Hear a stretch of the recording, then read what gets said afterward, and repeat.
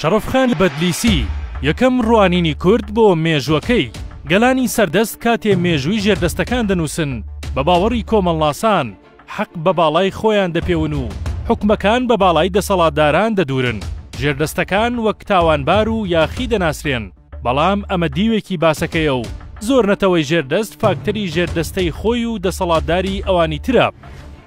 شەرەفخان کوڕی شەمسەددین بەدلیسە لە 25 شوباتی ساڵی 1543 لە ئێران لەدایک بووە.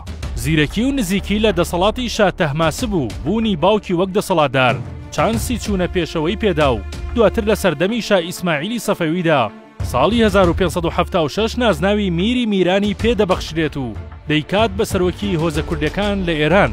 لە جەنگی عوسمانیەکان و سەفەویەکان ساڵی 1578 دەچێتە پاڵ عوسمانیەکان و دەبێت بە بەشێک لە لەشکری عوسمانیەکان پەیوەندیکردنیان بە عوسمانیەکان با پێی ڕێککەوتنێک بوو کە میر شەرەفخان بکەنە حکومڕانی ناوچەی بەدلیس. ساڵی 1589 سوڵتان مورادی عوسمانیەکان نازناوی خانی پێدەبەخشێت و بەڕەسمی دەیکات بە میری ویلایەتی بەدلیس.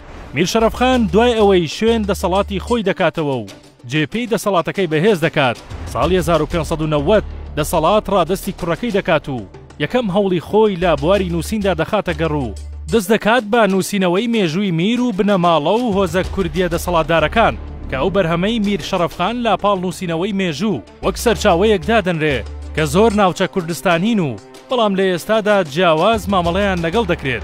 ماوەی نووسینی ئەو بەرهەمە ساڵی 1591 بۆ 1592 خایاندووە بەڵام پوختەی نووسینەکە لە دوای ساڵی 1597 کۆتایی هات.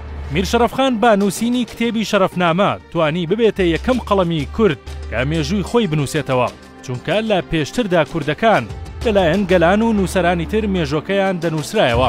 هەژاری موکریانی ساڵی 1972 ئەو پەرتوکە وەردەگێڕێت بۆ زمانی کوردی و پێشەکیەکی ورد و پوختی بۆ دەنووسێت و دەڵێت نەتەوەیەکی بێدەسەڵات و ژێردەستە مێژوەکەی زۆر بەکەمی بەدەستی خۆی نووسراوەتەوە هەرچی هەیە پێشتر بەدەستی نایارانی نووسراوەتەوە. دواتر هەژار بەسەرهاتێک پەیوەست بە سعدی شیرازی دەگێڕێتەوە کە خۆ نەیار شت بنووسێتەوە چۆن قوربانی بەڕاستیەکان دەدات و زۆر شتت بۆ تێت دەچێنێت. هەژار دەڵێت کابرایەک لە خەودا شەیتان زۆر بە جوانی دەبینێت و لێی دەپرسێت تۆ لە زۆر شوێن بە تاکچاو و ناشرین و خاوەن کلک ناسراوی ئێستا ئەو شۆخ و شەنگی و جوانێت لەکوێ هێناوە؟ شەیتان دەڵێت من فریشتەم و فریشتەکانیش هەمویان جوانن بەڵام بنووسەکە لە دەست دوژمندایە هەر چاکە ئەوەندەشیان پێوە هێشتوم. دکتۆر فەرهاد پیرباڵ لەسەر ئەو پەرتوکە دەڵێت بۆ یەکەم جارە مێژوو لە دیدێکی کوردیەوە تەماشا کراوە و نووسراوەتەوە.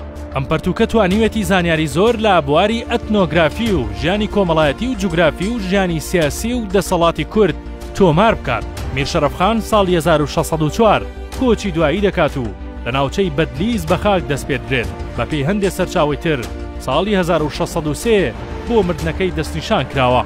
پەرتوکەکە ئەگەرچی وەک کتێبێکی سەرەکی و پاشکۆیەک ئەژمار دەکرێت بەڵام باپی ڕای هەندێک لە شارەزایان بە دوو بەرگدا دەنرێت. قورسایی کتێبەکە لا بەشی یەکەمدا دەردەکەوێت کە دابەشی 4 بەشی سەرەکیە. ناوەڕەکەکەی باس لە دەسەڵاتی خێزان و هۆزە بەناوبانگەکانی کورد دەکات و دواتر باس لە سنووری دەسەڵاتداریان دەکات لە ناوچە کوردەکاندا. پاشان بەوردی لە سەر دەسەڵاتداری حەسنەوی و ئەیوبیەکان دەدوێت. باسی سەرجەم ئەو دەسەڵاتدارانە دەکات کە پارەیان داوە تاوەکو ناویان لە وتارەکاندا بخوێندرێتەوە. پاشان بەوردی باسی دەسەڵاتداری بەدلیسی کردووە. دواتر باس لە دەسەڵاتداری ئێرانی و عوسمانیەکان دەکات. ئەوەی جێگەی ئاماژە پێدانە بەڕای توێژەران ئەوەی سەیری کتێبەکەی کردبێت و بەوردی بیخوێنێتەوە تێدەگات میر وەک یەک بلۆک سەیری کوردەکانی کردووە چونکە بە لوڕەکان دەست پێ دەکات و لوڕستان وەک ناوچەیەکی کوردی دەناسێنێت باسی میرەکانی دەکات. ڕخنەیەک کە ئاراستەی میری دەکەن ئەوەیە ئەو ستایشەی کە بۆ سوڵتانی عوسمانی دەکات لە نووسینەکەدا پەیوەستە بەو فلتەرەی ئەو کاتە کە هەر نووسینێک دەبوایە بە فلتەری سوڵتاندا ڕەت ببێت.